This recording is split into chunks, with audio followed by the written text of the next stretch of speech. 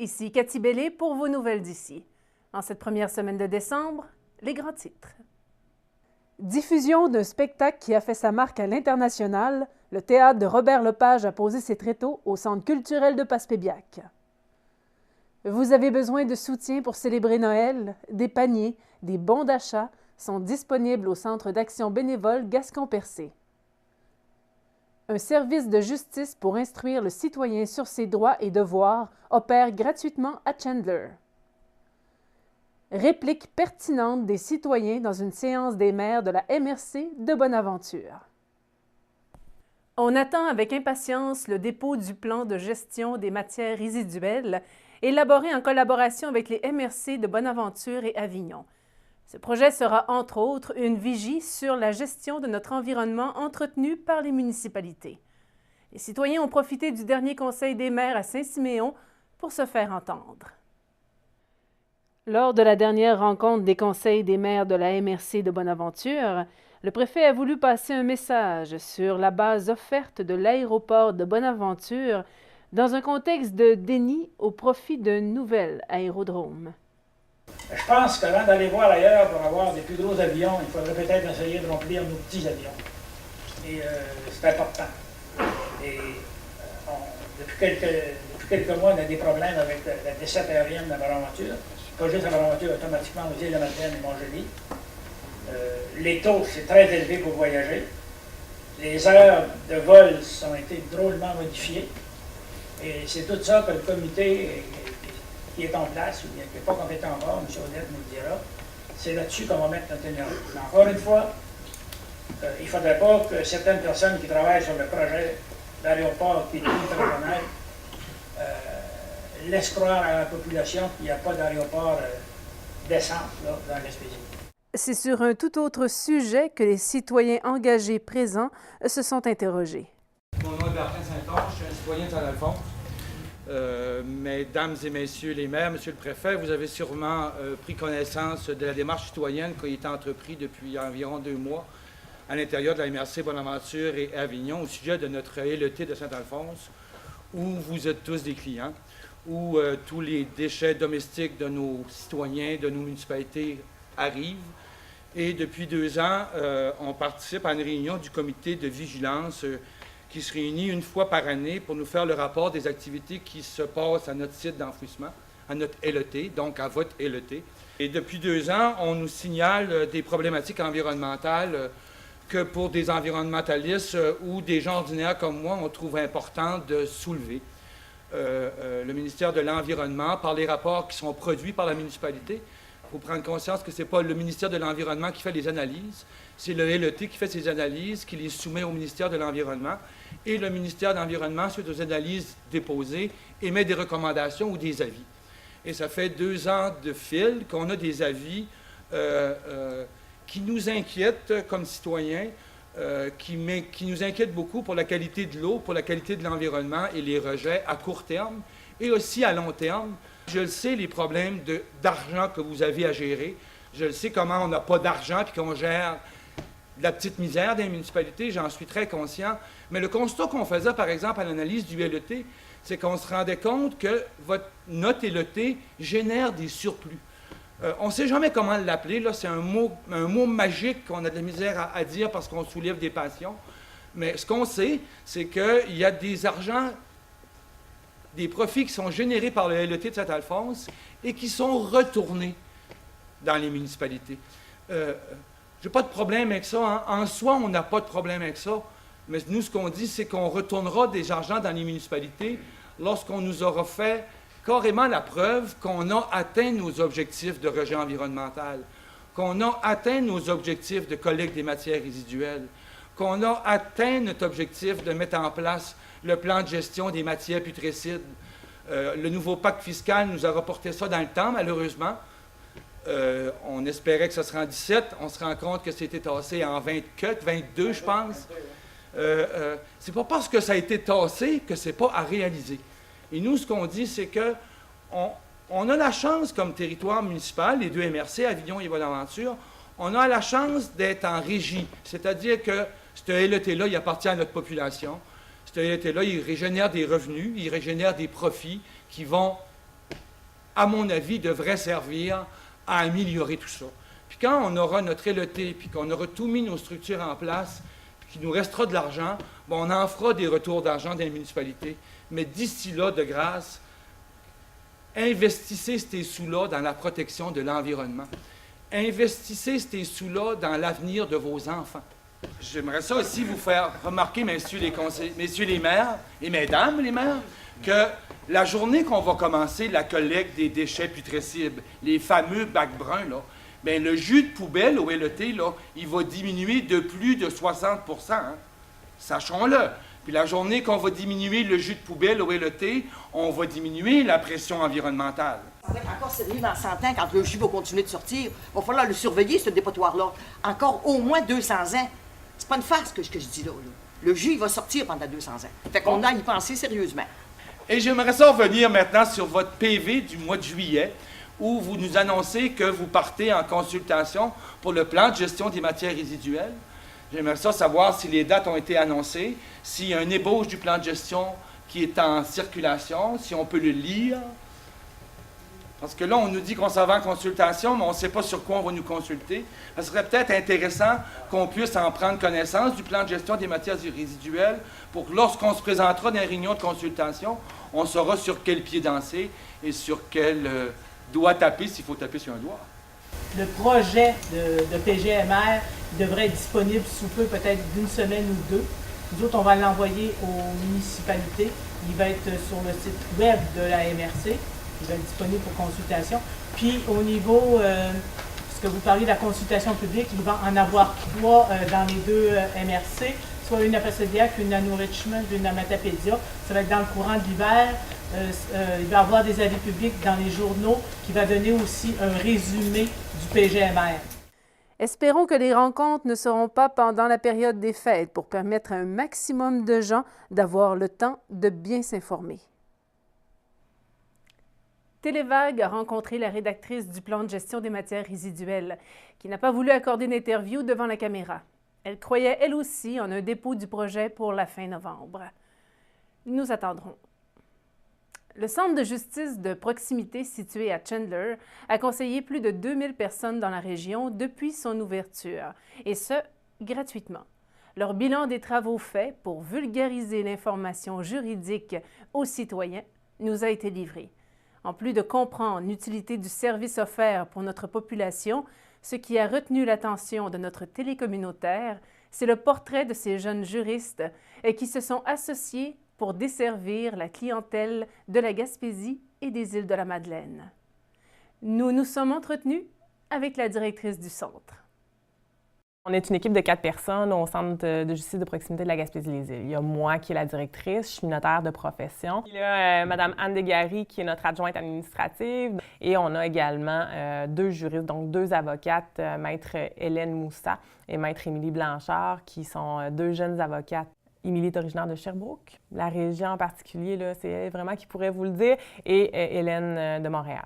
Je suis originaire de la région, donc je viens de Newport. Anne, qui est l'adjointe, est originaire de Pabot, de Chandler. On est tous des généralistes, c'est-à-dire qu'on œuvre tous dans tous les domaines du droit. Même moi, en tant que notaire, je vais répondre à des questions de droit criminel, des questions de droit pénal, parce que c'est de l'information qui est publique et neutre. Donc nous, avec notre bagage de juriste, on est à même de rendre l'information, la vulgariser.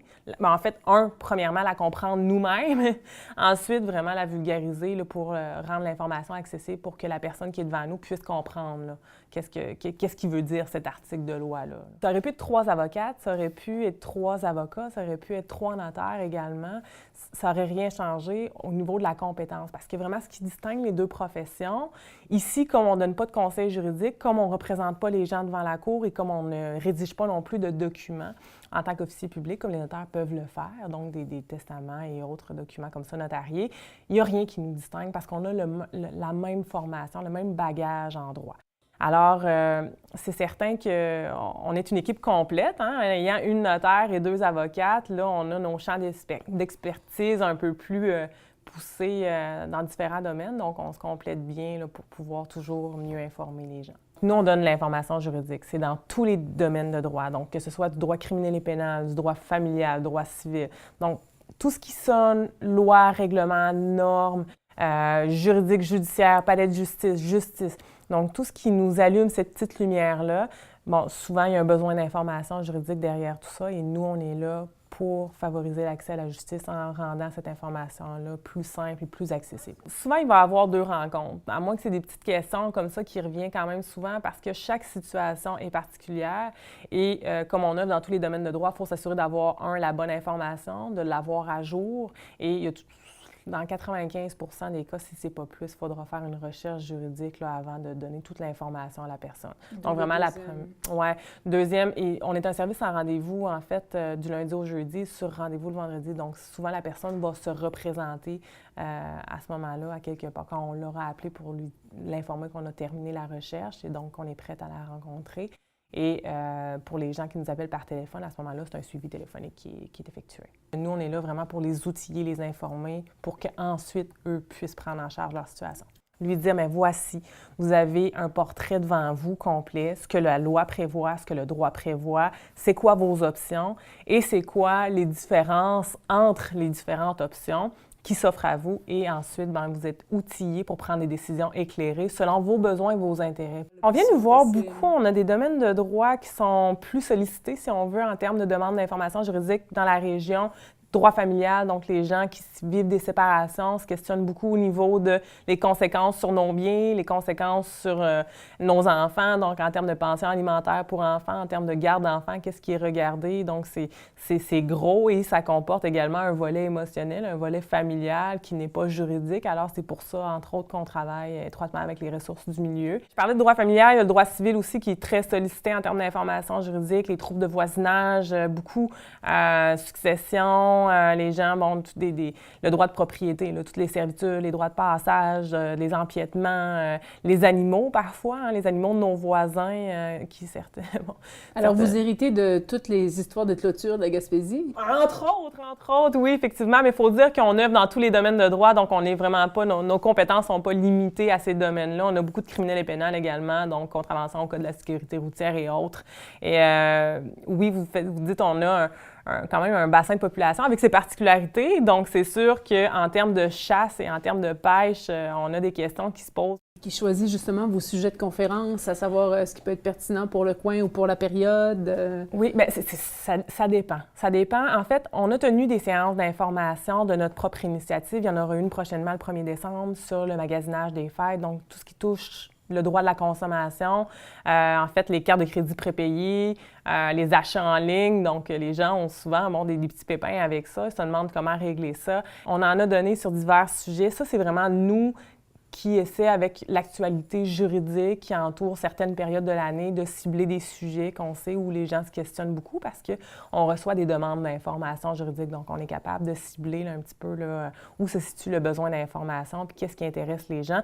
Par contre, ce qui fonctionne encore mieux, et là, on en a tenu 34 dans la dernière année, les séances d'information, c'est quand les organismes, exemple des clubs des 50 ans et plus, ou encore les maisons de la famille, ou d'autres organismes comme ça, d'autres groupes de la communauté nous appellent et nous disent, bon, là, on aimerait ça avoir un conférencier, une conférencière, donc un juriste qui se déplace dans notre secteur pour nous donner de l'information sur un sujet X. À ce moment-là, on se déplace, ça fait partie de notre panier de services, donc on se déplace gratuitement pour donner l'information à ce groupe de personnes-là selon vraiment leurs besoins. Là. Donc là, à ce moment-là, c'est eux qui choisissent le sujet.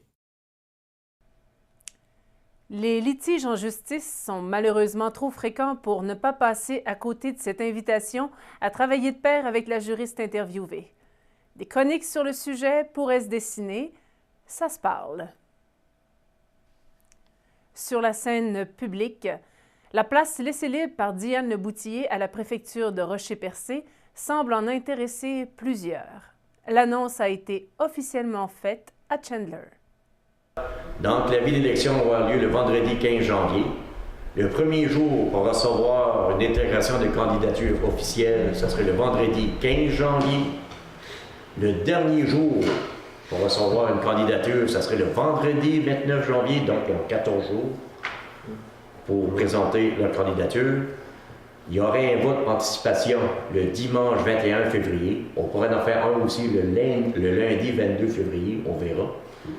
Et le jour du scrutin aura lieu le dimanche 28 février. Et la proclamation du candidat élu, ce serait le vendredi 4 mars. Les dépôts des candidatures, c'est ici à la MRC? Oui, toujours. Oui, toujours. Avis aux intéressés. En attendant des élections, d'autres voix, plus harmonieuses, disons, se feront entendre dans Gascon-Percé. La guignolée est à nos portes. Il faut donner pour remplir des paniers de Noël dignes de bons réveillons.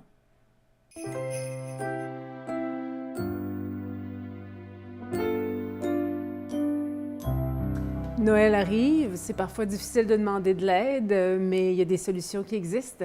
Il y a des paniers de Noël au Centre d'action bénévole cette année, encore. Encore, ça fait, je compte plus les années, ça fait tellement longtemps. Les personnes, d'abord, ont à remplir une espèce de formulaire où on va demander les coordonnées, par exemple les revenus, les dépenses. On va demander aussi s'ils ont des enfants, s'ils ont un conjoint, etc. Que soit la personne vient au Centre d'action bénévole, me présente la demande qu'elle fait avec les pièces justificatives. À ce moment-là, moi, je vérifie avec cette personne-là et je lui remets ses documents. Si la personne envoie ça par la poste, bien à ce moment-là, moi, je lui dis, elle le sait d'avance, c'est écrit là, que si on envoie ça par la poste, moi, je fais la vérification. Si elle est correcte, je détruis les documents parce que ça, j'ai rien à faire avec ça. Alors, cette année, il y a 2 nouveautés dans le sens qu'on demande une limite pour remplir le formulaire, qui est le 11 décembre. Alors, les gens savent que déjà, ils sont en circulation, les formulaires. À ce moment-là, il y a jusqu'au 11 décembre pour bien remplir ça et nous ramener ça. Et le deuxième élément nouveau cette année, c'est qu'on va donner le traditionnel panier de Noël, mais on va aussi essayer ce qu'on appelle des bons d'achat. Pourquoi on essaye ça? Parce qu'on s'est rencontré tous les centres d'action bénévole de la Gaspésie et des îles, puis on s'est rendu compte qu'il y a des centres d'action bénévole qui font ça et que ça fonctionne très bien. Alors, on est allé voir des marchands ciblés parce que c'est vraiment un essai qu'on fait cette année. Puis, il va y avoir des bons d'achat dépendant du nombre de personnes, de 50 75 ou 100 ça va varier là-dedans. C'est 75, 100 et 125. À ce moment-là, c'est le comité qui va décider qui va recevoir un bon ou un panier de Noël traditionnel pour la valeur équivalente. OK, la carte n'est pas mise dans le panier de Noël. Non, vous avez le choix entre de la nourriture ou... C'est ça. OK. On va décider d'après les fonds qui vont rentrer, d'après les denrées qui vont rentrer, de ce qu'on peut faire avec ça. Mais c'est sûr que c'est un essai. Et quand on parle de panier de Noël, on peut s'attendre à recevoir, si on est éligible, on peut s'attendre à recevoir la nourriture vers quelle date? On distribue ça vers le 21-22 cette année. De toute façon, les gens vont être habilités à le savoir. Là, il y a une date pour rappeler. Ils rappellent vers le 14 décembre. Puis à ce moment-là, on leur dit, tel jour, vous venez chercher soit une boîte traditionnelle de Noël, soit des bons d'achat. Alors, on va être organisé pour diriger la personne. Bon, tu as un bon d'achat de 125 parce que tu as un conjoint, tu as un enfant. À ce moment-là, il va y avoir un local avec quelqu'un pour accueillir ces gens-là. Mais c'est vraiment un essai qu'on fait. Puis c'est bien organisé avec les marchands dans le sens que chaque formulaire, chaque bon d'achat va être imprimé du sceau du Centre d'action bénévole. Toujours par un souci de transparence. OK. Alors, on appelle au Centre d'action bénévole pour avoir le formulaire. Et dernière chose, curiosité, qu'est-ce qu'il y a normalement dans un panier de Noël? Il y a de tout, du déjeuner à la viande, le poulet, la dinde ou le jambon, du beurre, du fromage, du lait, des canages, des pâtes alimentaires, des céréales, du café, du thé, du gruau, de la farine, des gâteaux, etc., etc. Parce que les gens vont nous apporter toutes sortes de choses. Il va y avoir des bûches de Noël aussi, il va y avoir des patates, en tout cas, il va y avoir toutes sortes de choses là-dedans. Puis, j'oublie pas de dire que les formulaires sont disponibles au Centre d'action bénévole ici, évidemment, au CLSC Gascon, CLSC Percé et le dépanneur Mylène à Pabot-Mills, où on a trouvé que c'était les endroits où les gens pouvaient avoir accès plus facilement. Merci. Bienvenue. Joyeux Noël. Merci à toi aussi. L'arrivée de décembre amène son lot de festivités. Avant de lancer sa programmation de Noël, le Centre culturel de Passepébiac a mis en branle toute sa machinerie pour recevoir un spectacle riche en couleurs et effets de scène. Vinci, premier théâtre à mettre sur la map Robert-Lepage, sillonnait le monde il y a 30 ans. Il est enfin passé par ici. Première à Passepébiac. Un spectacle de Robert Lepage est repris par une autre compagnie en tournée ici, Vinci. Première d'un théâtre-image présenté au Centre culturel et première dans un tel univers artistique pour les jeunes étudiants en théâtre. Vous vous habituez de voir du théâtre avec autant d'images, des éclairages, comme de la photographie un peu? Non, pas vraiment. Ben, ouais. Avec les miroirs, là, c'est la première fois que je vois ça. Comme diviser la scène en 3 parties. Ben, 4 parties plus. Puis de voir la traduction en haut, c'était une première fois aussi? Des fois, c'était un peu mélangeant, là, de regarder l'acteur puis suivre les sous-titres en même temps. If one remembers World War II, one can also recall that the city of London has been bombarded several times by German airplanes, destroying a lot of beautiful and lovely monuments and killing. De gros monologues, là, genre comme des 5 minutes à pas arrêter de parler tout seul. Fait que, tu sais, c'est comme beaucoup de répliques à apprendre, puis il faut garder l'émotion puis tout ça durant longtemps, là. Leonardo da Vinci avait en horreur les souffrances humaines et inventait pourtant des machines et des guerres. Ce qui, à la lecture, peut donner une impression de décalage. Qu'est-ce que vous allez être obligé de démêler dans votre tête, là, parce que vous avez un petit travail à faire là-dessus, je présume? C'est quoi votre travail qu'il faut faire? Il faut décrire la mise en scène, les personnages, comme comment ils parlent, puis ça, puis aussi leur, genre les démarches, puis toutes ces affaires-là, puis faire un petit résumé. C'est le 30e anniversaire du Périscope cette année, puis pour marquer le 30e anniversaire, il y a eu l'idée de reprendre cette œuvre-là qui était dans la première saison du Périscope. Fait que c'est là que c'est parti l'idée, puis aussi comme une espèce d'hommage à ce que Robert a amené au théâtre québécois puis à Québec pendant 30 ans, puis comment nous on reprend ça une génération d'artistes plus tard.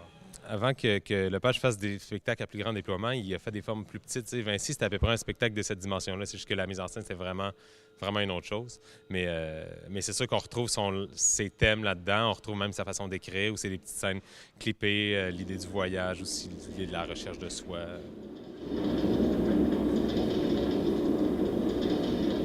Vous êtes 2. Est-ce qu'à l'origine, c'était pas un seul acteur qui était là? Oui, c'était un seul acteur, c'était Robert Lepage qui faisait tous les personnages.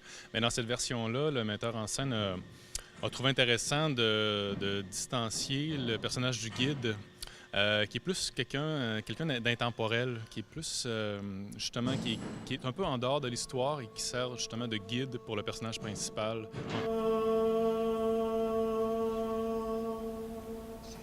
Je parle pas italien, donc ça a été un apprentissage. J'ai eu le texte avec la traduction française à côté et j'avais un enregistrement audio de quelqu'un qui parle italien qui fait le texte. Donc moi, ça m'a permis d'apprendre le texte avec les bonnes intonations et comme ça d'être plus crédible dans le texte en italien. Una motivazione. Quelle est la motivazione dell'artista? En fait, il nous a vraiment donné carte blanche pour faire ce qu'on voulait. Il voulait nous rencontrer une fois pour nous dire ce qui avait été à la base de l'écriture du spectacle, pourquoi il avait fait ça, qu'est-ce qu'il y avait en dessous. Puis après ça, on a rajouté très peu d'affaires, en fait. Il y a comme dans la scène à la National Gallery qu'on a rajouté un petit bout de texte. Mais sinon, on n'a presque rien rajouté. C'est vraiment le texte qui était à l'origine. On n'a pas improvisé de texte, mais... Plus des improvisations visuelles, parce que la façon que le spectacle s'est monté, en salle de répétition, on avait le décor avec les éclairages. C'était super important parce que c'est très visuel comme spectacle. Donc, ça a permis de créer un langage visuel, on peut dire une sorte d'improvisation visuelle, qui après ça s'est fixé à quelque chose qui n'a plus bougé. Mais au départ, oui, il y avait beaucoup d'essais pour réussir à trouver le langage du spectacle. Fred a repris la balle au bon pour la tournée, puis moi j'étais avec le metteur en scène depuis le début de la création de cette version-là, donc ça fait 1 an et demi, je dirais. Mais là, nous, ça fait quand même 1 mois peut-être qu'on est en tournée, à peu près, ouais. On est à peu près à la moitié, aux 2 tiers de la tournée, peut-être. Ben, on s'en va à Gaspé demain, après ça Caraquette, et puis la Côte-Nord, puis on va finir ça à Lévis. Belle tournée, merde. Merci bien. Le public a été touché par la proposition artistique. La manière de conter de Lepage est unique, fragmentée, et malgré l'appareillage impressionnant, la condition de l'homme y demeure toujours représentée de manière sensible et voire accessible. Dans le même week-end, à l'autre bout de la baie, des acteurs plus connus de chez nous s'en donnaient à cœur joie sur la scène improvisée de la Lib. Ambiance réussie, public au rendez-vous et spectacle bien orchestré par Patrick Dubois, plus connu pour ses contes de la Petite Grève, mais qui gagne à être suivi dans son travail d'équipe fait avec les joueurs de la Ligue d'improvisation de la Baie des Chaleurs. Êtes-vous en forme? Avancez. Je donnerai pas de pénalité, mais je vais donner un avertissement. Essayez que vos impros aillent quelque part. Yo, mon bikini, c'est pas grave. Oh, émerveillé. Ébloui. Quelle heure est-il? 23h58. 22h58. Nouveau-Brunswick. Le match a été coloré de nouveaux genres d'improvisation et l'arbitre, à l'esprit constructif, a eu souci de bien préparer ses acteurs. Nouvelle catégorie festival de la troisième entrée. On va envoyer les 2 joueurs qui ont le moins d'expérience starter une impro. Peu importe l'équipe, ils vont lever le chandail. Fait que le public n'aura pas à tenir compte de ces 2 joueurs-là. Ils vont faire une impro et le rôle des 2 équipes autour, ça va être de mieux les supporter possible. Le maître conteur a donné la scène aux recrues des équipes, ce qui a rafraîchi la signature du spectacle, en plus d'impressionner les vieux routiers du genre. Vous avez très bien utilisé vos recrues. Il y a eu une rotation superbe. Bravo! Et c'est trippant parce qu'on peut compter sur eux autres autant que sur un joueur qui a 5 ans d'expérience. Puis, tu sais, la santé d'une ligue, c'est ça aussi. C'est des recrues qui sont capables de nous sortir de notre zone de confort. Là. Nous autres, on est des vieux routiers. On est des vieux, là. Fait que, tu sais, d'avoir du monde qui nous bouscule comme ça, c'est extrêmement plaisant. C'est la belle jeunesse, la pérennité, le développement durable. Le développement durable, mais hein. Moi, là, vraiment loin parce que j'ai vu, là. C'est-à-dire que 3 semaines en mer, là, ça commence à la cargaison de bière, là. All the single ladies, all the single ladies, all the single ladies. Oh, oh, oh, oh, oh, oh, oh, oh, oh, oh, oh. Troisième étoile a d'ailleurs été donnée à Jonathan Bugeaud, recrue, professeur au secondaire, qui a été des premiers jeux signifiants de la soirée. Alice Beaulieu et les 2 capitaines sont repartis avec les 2e et 1re étoiles.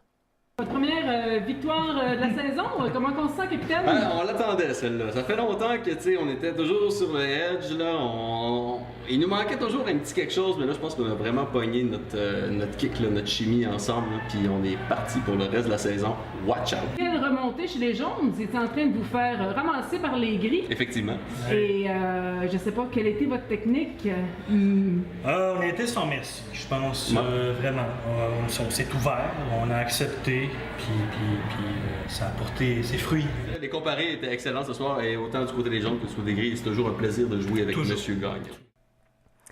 C'était la première victoire de l'équipe de l'Épine. Elle l'a emportée de justesse en prolongation dans une fusillade osée avec ses recrues.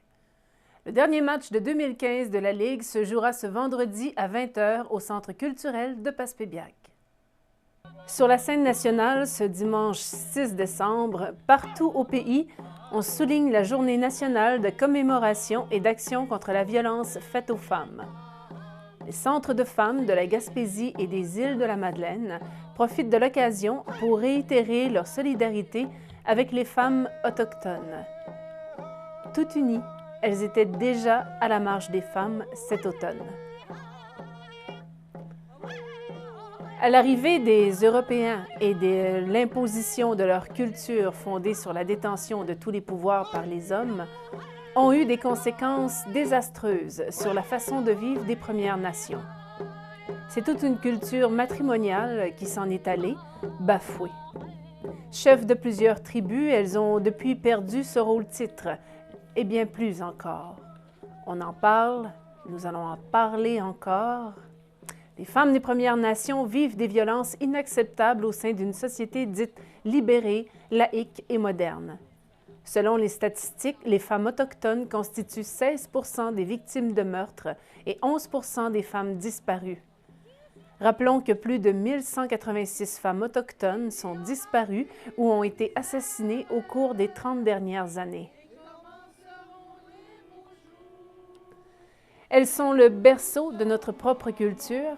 Les rapprochements entre les sociétés se font enfin sentir, comme l'a capté cette vidéo lors de la Marche mondiale des femmes à New Richmond en octobre passé. Restez avec nous.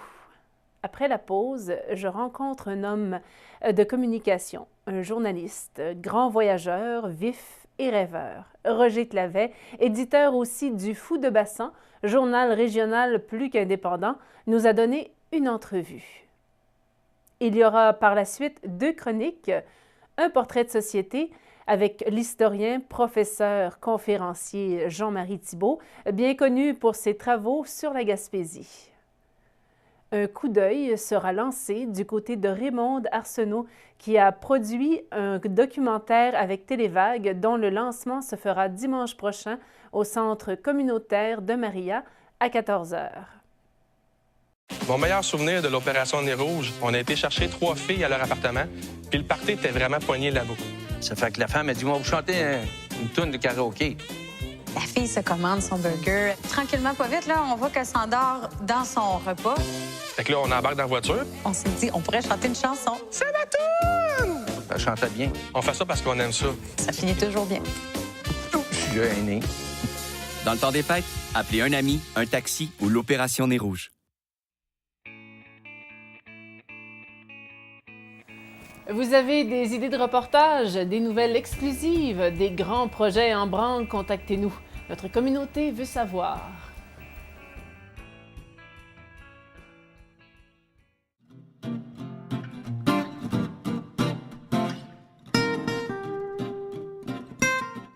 On est avec Roger Clavet, éditeur du Fou de Bassan, homme de communication qui a fait son chemin de Québec à travers le monde. C'est une passion, les communications? Oh oui, une passion qui remonte à très, très loin. J'avais 15 ans, un jour, je travaille à l'épicerie familiale, une famille nombreuse, 17 enfants. Et il n'y a pas de modèle autour de moi, sauf Tintin, dont je lis les aventures. Alors, quel beau métier qui vaut qu'on voyage à travers le monde, puis qu'on découvre des choses. Donc, petit à petit, vers 15 ans, je commençais à m'intéresser à ce personnage que je pense être devenu au fil des ans, parce que je trouvais ça excitant. Donc, j'ai fait des études en journalisme, parce que c'était ça, son métier à Tintin. Et je me disais, mon Dieu, quel beau métier qui va me permettre de voyager et de comprendre le monde pour que le monde comprenne. Parce qu'à 15 ans, moi, j'étais le genre de gars à me lever le matin dans cette famille de 17 enfants qui est déjà un enjeu de survie presque planétaire. Pour se démarquer du groupe, il faut savoir compter, raconter. Donc, si tu commences en disant, j'arrive de l'école, professeur, tu dis, savez-vous la meilleure? Professeur, là, il écoute toutes les 14, alors ça aide comme communicateur. Puis les études que j'ai faites en journalisme, ça me décourageait parce que c'était théorique. C'était à l'université et on nous montrait la communication. Mais quand tu viens d'un quartier ouvrier, quand tu vis avec des gens qui communiquent, qui utilisent leurs mains, leur tête, leur corps, le langage corporel, tout ça, je me disais, bien, je perds mon temps. Puis à 6 mois de compléter mon bac, j'ai lâché. Je suis parti en Europe avec 2 amis et je n'avais jamais sorti plus loin que mon quartier. Donc moi, prendre l'autobus à 20 ans, c'était un acte de peur. J'avais peur de tout. Une famille de 17 enfants, c'est un microcosme. J'avais de tout. Moi, je n'avais pas besoin d'aller voir le monde. Donc, quand ma première excursion, quand je suis sorti de la famille, ça a été la grande aventure de ma vie. J'ai eu peur. Vous avez été où? Prendre l'autobus au coin de la rue. Ça a été... Non, mais en général, le monde m'effrayait. Et c'est pour ça, vous parlez d'un grand peureux qui s'est corrigé en allant au-delà de sa peur, au-devant de sa peur. Alors, il m'est arrivé souvent dans la vie de craindre pour l'avenir, pour dire qu'est-ce qui va arriver avec l'environnement, je voyais venir ça. J'étais un être conscient. Donc, qu'est-ce qu'on fait dans ces cas-là? On peut crier à l'aide dans une situation comme celle qui est propre à l'être humain. L'aide, c'est pas tout le monde qui va secourir. Non. Donc, j'ai cessé de crier à l'aide. J'ai commencé à dire, je vais m'aider moi-même, puis je vais aller me mettre dans des situations où je vais comprendre les phénomènes avant qu'ils se produisent à grande échelle. La Chine, on en parlait il y a 20 ans. Mais ce n'était pas ce que c'est devenu. Et à l'époque, en suivant la carrière de journaliste au fil des ans, j'ai eu des occasions d'avoir des sécurités à vie, d'avoir des emplois, ma piscine creusée. J'ai refusé ça parce que je voulais garder le jeune homme de 15 ans en vie qui s'émerveille, qui s'étonne et qui s'inquiète. On ne peut pas être un bon communicateur si on ne s'inquiète pas, si on ne s'interroge pas sur ce qui arrive aux autres aussi dans son environnement. Alors, une des grandes qualités du journaliste, c'est la curiosité. Je l'ai toujours eue. Et j'ai toujours dit, un journaliste qui n'est pas curieux, c'est un bien curieux de journaliste. Parce que J'enseigne le journalisme à des Africains, puis je leur dis au départ, si vous n'avez pas cette curiosité, moi, je ne vous embaucherai pas. Curieux, puis deuxièmement aussi, vouloir comprendre, vouloir et être sensible à la douleur des autres. Si tu vois quelqu'un dans un pays pauvre, puis ça te fait pas mal au cœur, parce que, ils sont tous pauvres, tu n'as pas choisi le bon métier ou tu n'es pas un bon être humain. Moi, je suis sensible à ce qui arrive aux autres. Et ça a été un peu mon fil conducteur des études à l'université, les premiers emplois en journalisme. Et quand la passion diminuait, après 1 an ou 2, je m'en allais. D'où cette habitude de voyager léger aussi, parce qu'on va où le cœur vous appelle, où la fuite est le plus intéressante, et vous avez voyagé avec votre famille, vous avez dû vous adapter souvent. Et là, maintenant, c'est la Gaspésie. On ne cherche pas encore la retraite ici, là. On est fou furieux. D'abord, fou furieux, oui, j'aime bien l'idée. La retraite, c'est un concept, c'est une vue de l'esprit. Pour une personne comme moi, c'est impossible. Il n'y a pas derrière, sur un mur, écrit la date de péremption, à quel moment je vais toucher ma retraite. Et je dis ça parce que j'ai le plus profond respect pour les gens qui peuvent répéter la même expérience 30 ans ou des expériences différentes. Ils ont toffé. Moi, je ne suis pas un toffeux. Je suis un gars qui essaie des choses différentes, puis je ne vois pas la retraite. Je ne la considère pas tant que j'aurai la santé.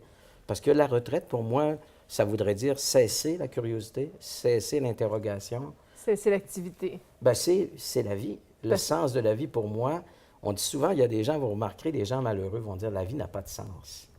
Mais elle a un sens, au sens de direction. On connaît tous la direction de la vie. Il y a un sens à la vie. On peut ne pas l'aimer. On s'en va, on sait où. Et vous avez toujours choisi où vous vouliez aller. Il n'y a rien dans ma vie que je n'ai pas choisi. Je n'ai pas subi ma vie. Il y a eu des périodes plus difficiles, mais je n'ai rien subi. C'est ça ma définition de vivre, c'est-à-dire qu'il y a des choses moins drôles qui nous arrivent, hein, la santé, les choix de carrière douteux, mais personne ne me les a imposés. Il a fallu que je dise oui un jour. Parce que le journaliste que vous avez pratiqué, qui était sur le terrain, que ce soit sur radio ou écrit, ou peut-être même télévision à Toronto, avoir des spectacles un peu plus lourds devant la caméra, vous ont permis de voyager. Alors, si vous arrêtez de voyager aussi. Mais le voyage peut se faire aussi en Gaspésie. On peut se faire un îlot de voyage en étant dans un endroit précis par un certain moment donné. Ça peut arriver. Voyager, c'est pas signifier, c'est pas toujours aller à l'autre bout du monde. Mais en arrivant ici, il y a 4 ou 5 ans, je suis tombé en amour avec une ville, ce qui m'était jamais arrivé. Une ville qui s'est imposée, c'est Grande-Rivière. Je sais pas pourquoi. Est-ce que dans une vie antérieure, j'aurais vécu là? Mais ça faisait à peine quelques jours que j'étais arrivé. Je travaillais à l'École des pêches. C'était un mandat en communication. Puis moi, j'étais venu ici en me disant, c'est une job. Mais le lendemain, lors de l'entrevue d'embauche, j'étais arrivé de nuit. Quand j'ai découvert le golfe, Grande-Rivière, ses alentours, ça a été un coup de foudre. Et ça a changé ma vie. Quelques jours après, à peu près une semaine après mon embauche, j'écrivais la pièce de théâtre du 150e de la ville de Grande-Rivière. Pur étranger qui arrive en une semaine, qui s'imprègne des lieux. Et ma foi, les réparties, les répliques sortaient tout seuls dans mon rêve, dans mes songes. J'avais un petit calepin, j'écrivais. J'ai écrit une pièce qui a été jouée lors du 150e. Ça prenait un extraterrestre pour arriver, débarquer comme ça et dire je vais vous raconter votre histoire. Bien, ça prenait un homme qui avait roulé sa bosse à droite à gauche, qui avait eu le temps d'étudier, de regarder plusieurs personnes, plusieurs caractères, certaines sociétés pour comprendre rapidement où est-ce qu'il atterrit.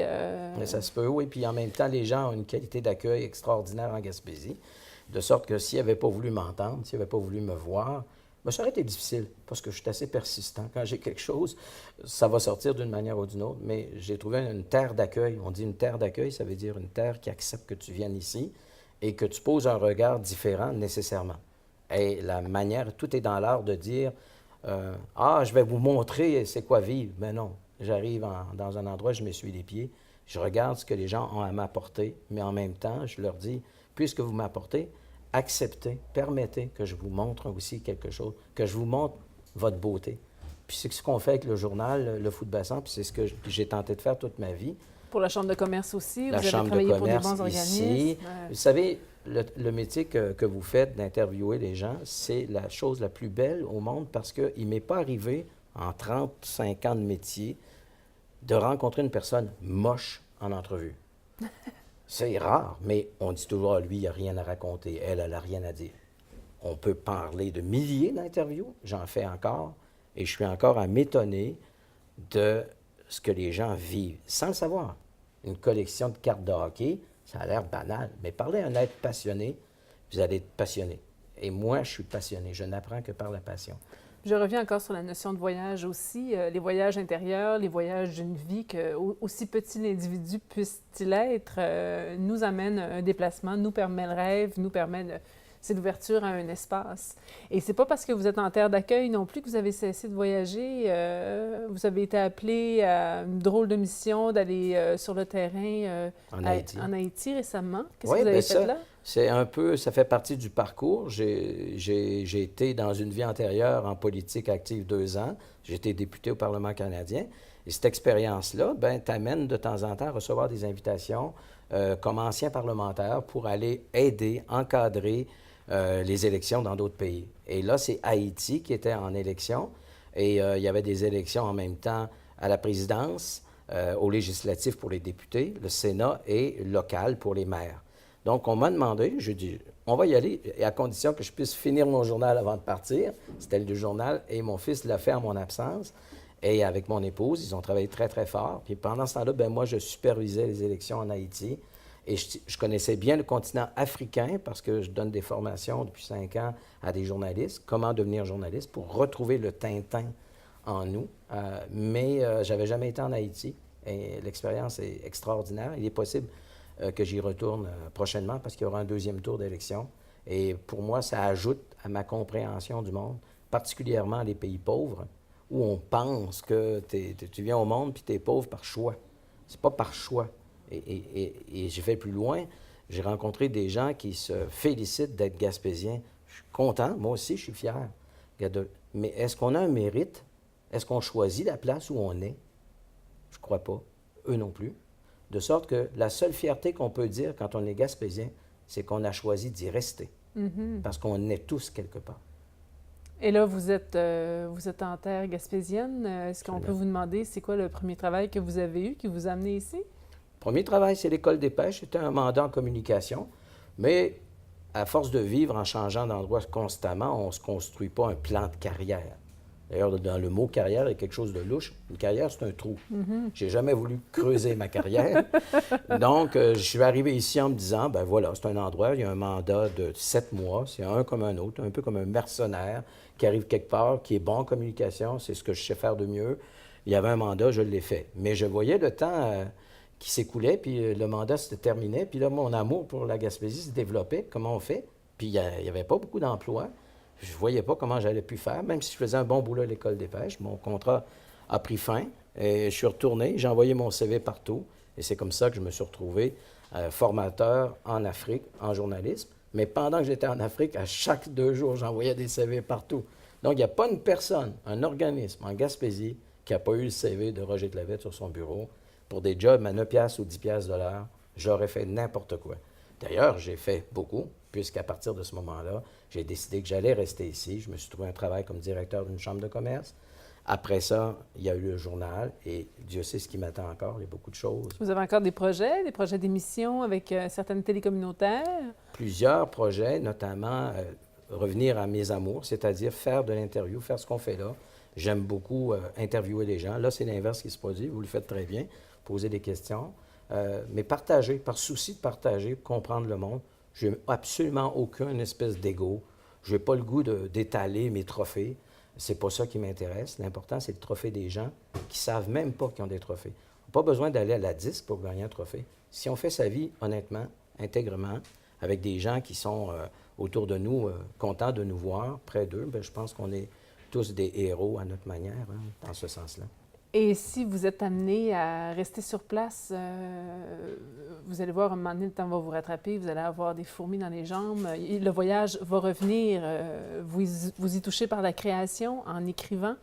en changeant de travail peut-être régulièrement. Mais est-ce que vous êtes capable de voir dans du moyen terme? Est-ce que vous pouvez vraiment rester dans un seul endroit un bon bout de temps? Il y a des mots chez moi qui n'ont pas de sens. Moyen terme, long terme, carrière, retraite. Ça ne veut rien dire. Je respecte ceux pour qui ces mots-là signifient quelque chose. Je ne sais pas demain où je vais être. Je ne sais même pas ce soir. Chaque jour, pour moi, c'est une prime. Parce que j'ai vécu dans des pays où l'âge moyen, la longévité est de 50 ans en Afrique, 52 ans. Donc, j'ai passé dû depuis 10 ans. Moi, j'ai 62 ans et je vis une vie empruntée à ceux qui l'ont perdue sans raison. Donc, c'est une prime. Quand moi, je me lève le matin, je me dis, je suis prêt à partir. Ça fait des années que je suis prêt, là. Mais si je suis encore là, c'est qu'il y a peut-être un sens à ma vie. Bien, je vais donner ce que je peux apporter aux autres.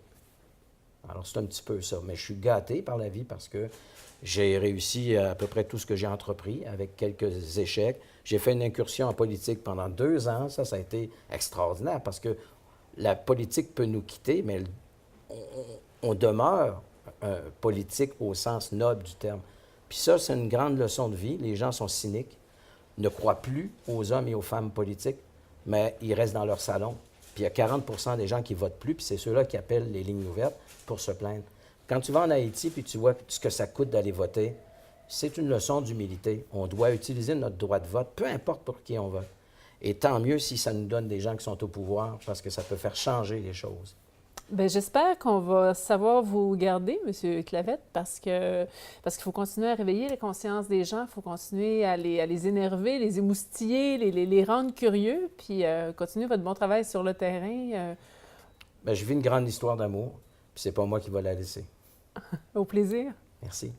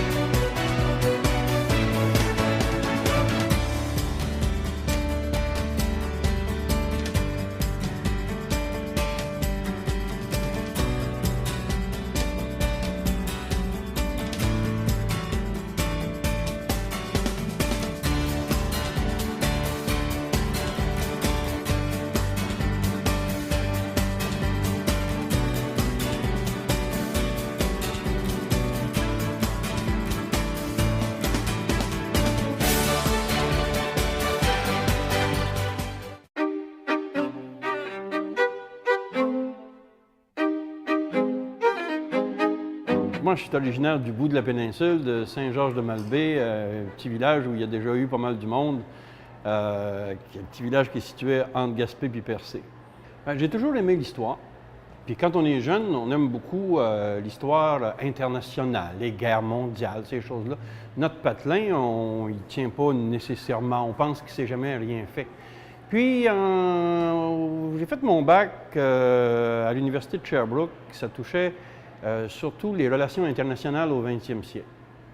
Et rendu à la maîtrise, maintenant, il a fallu que je me trouve un sujet de thèse. Et puis, je me suis dit, m'en faire ça sur mon coin de pays.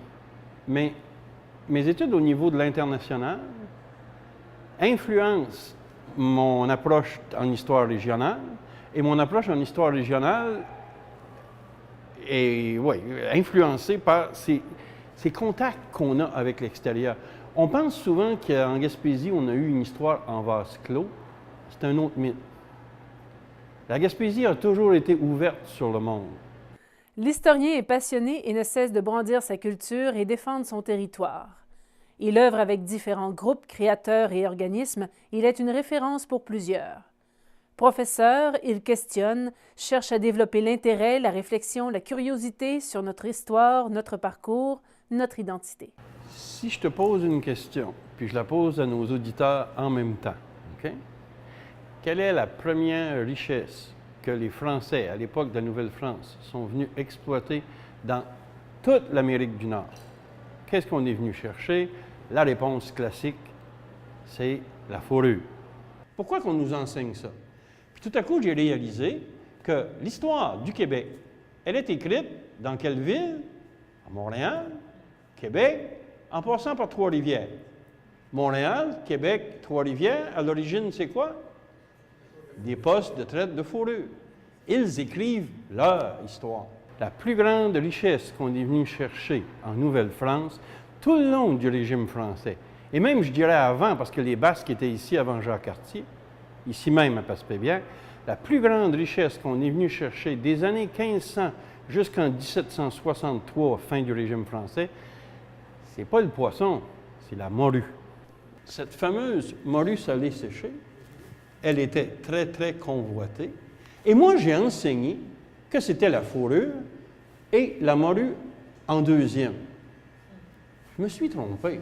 J'enseigne tous les cours d'histoire, mais j'ai monté un cours unique qui se donne nulle part ailleurs, dans aucun cégep, et j'ose dire nulle part ailleurs au monde parce que c'est la vérité, un cours qui s'appelle simplement « Histoire de la Gaspésie ». Défenseur de notre histoire, de notre société, l'homme a aussi des écrits à son actif. Pour ne pas en finir avec l'arrière-pays gaspésien est une étude sur la négligence faite à la région par Québec et en traitant des années 60-70, il éclaire le phénomène qui semble se reproduire aujourd'hui. La première des choses qu'on peut faire pour se conscientiser, c'est d'essayer de comprendre ce qui se passe autour de nous. Si on veut réagir à ce qui se passe, il faut comprendre les actions négatives qui expliquent la situation actuelle. Okay? Il n'y a pas de malchance qui nous est tombée sur la tête. Okay? Ce n'est pas inéluctable non plus. Il s'agit d'avoir un peu de volonté. Et de volonté, on va dire, on va se porter notre entreprise. Ça commence avec une volonté politique. Il faut que des gens croient à l'occupation du territoire.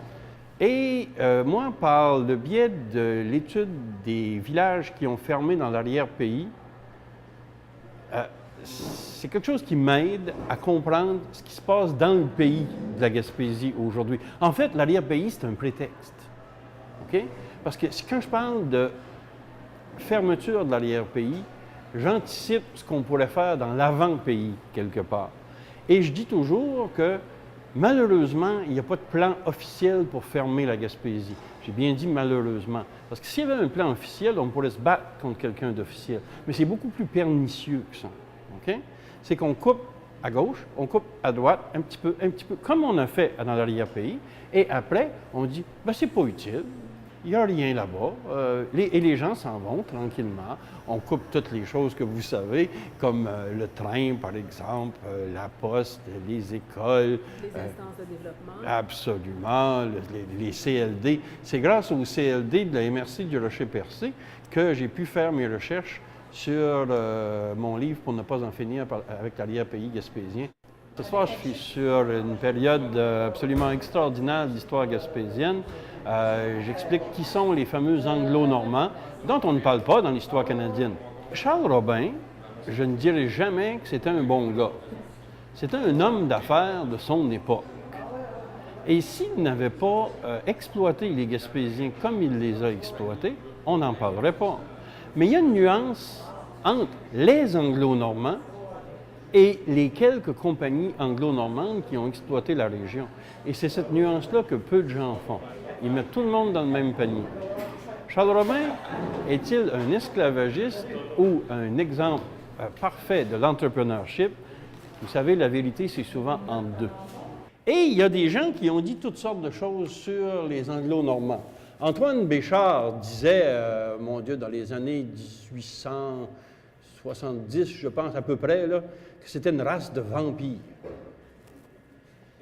Il n'a pas dit que Charles Robin était un vampire. Il a dit que les Anglo-Normands étaient une race de vampires. Ça, c'est pas la même chose. Un individu, c'est une affaire, mais quand tu mets toute la gang ensemble, ça, c'est autre chose. Parce qu'en même temps, il y a d'autres personnes qui sont ce qu'on appelait des Canadiens français, qui vont eux autres aussi exploiter les Gaspésiens. Et excusez-moi si vous êtes très, très religieux, mais les Canadiens français qui étaient en Gaspésie, eh bien, il y avait des toutes petites maisons puis des grosses églises. Puis c'est eux autres qui payaient, OK? Je ne suis pas contre les églises, j'adore les visiter. Mais ce n'est pas nécessairement un groupe ethnique ou d'une langue qui en exploite un autre. C'est les élites, très souvent dans les sociétés, qui exploitent les plus pauvres. C'est l'histoire d'une vie, d'une profession, d'une vocation, de faire la lumière sur une société, ses conflits, ses enjeux, ses ressources, afin qu'elle ne se tarisse pas.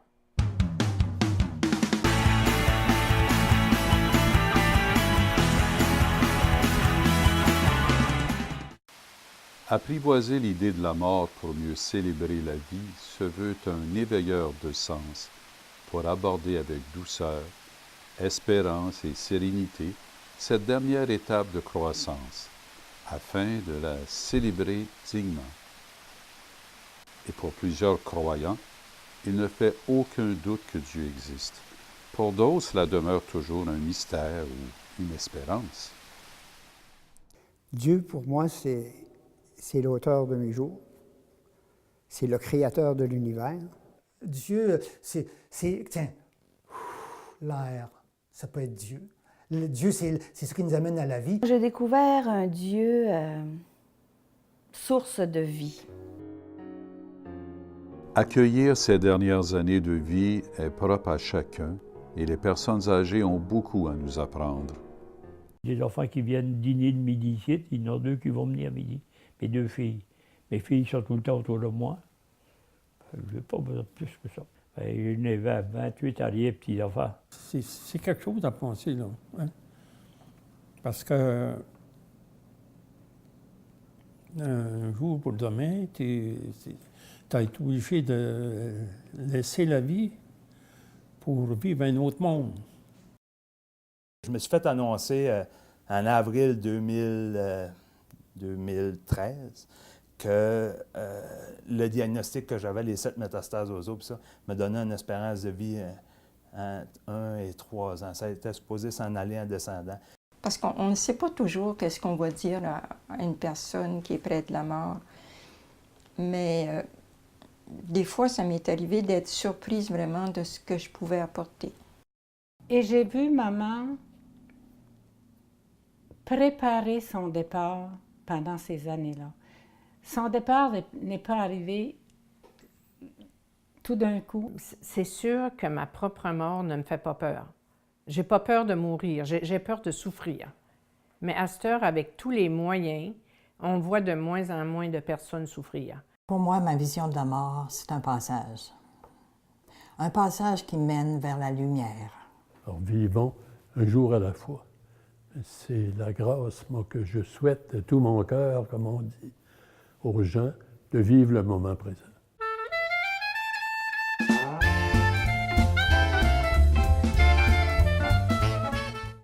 Le Club de l'âge d'or de Newport organise un super whist militaire le mercredi prochain à compter de 20 h. Léger goûter sera servi.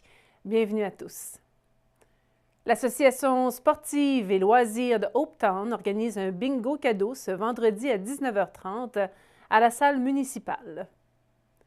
Il y aura soirée dansante samedi au Club de l'âge d'or de Newport à compter de 21 h avec la musique de Gérard et Rose. L'organisme Femmes entre elles vous invite à un dîner traditionnel de Noël ce jeudi à 11h30. Animations, jeux et ateliers seront au rendez-vous. Le Club de l'âge d'or de Saint-Godefroy tiendra son souper de Noël samedi à 18 h à la salle du Club Optimiste. Au menu, dinde, farce, bûche. Le coût est de 13 $ pour les membres et 15 $ pour les invités. C'est la Guignolée, dimanche le 6 décembre prochain, de 9h30 à 13h. Des centaines de bénévoles des clubs sociaux et organismes communautaires du territoire, en collaboration avec la Sûreté du Québec, passeront recueillir vos dons de nourriture pour l'opération des paniers de Noël. Soyez généreux. Un concert de Noël avec Marie-Denise Pelletier se tiendra dimanche prochain à l'église Notre-Dame à 16h. Ce spectacle de Noël à grand déploiement dans la magnifique église de Passepébiac mettra en scène l'artiste accompagné d'un pianiste, d'un violoncelliste et du chœur impromptu de la Baie des Chaleurs.